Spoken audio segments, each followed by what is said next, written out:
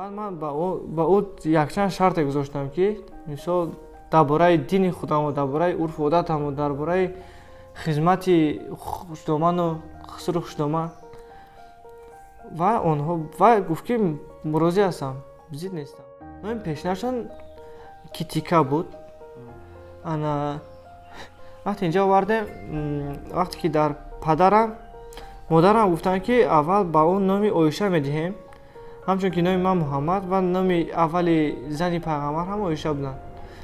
یک پدرم گفتن نه استایتان برای که گفتن هم بی عایشه اول فرزند نداشت.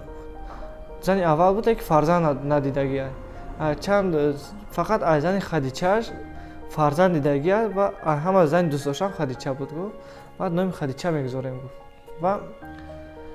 و کلمه شهادت رو در پیش پدرم خوند. دادم پدرم 3 بار با او پرسید که راضی هست بعد این بود درآمد. بعد کلمه شهادت رو خوند و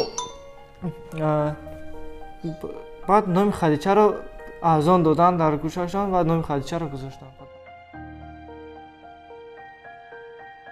انگلیسی هیچ میکنم کاتیبای با زبان انگلیسی گپ میزنن اگر که من نباشم با اشاره گپ میزنن خونگیو و هم تاجیکی هم لغتاش هم مایده یاد گرفته است.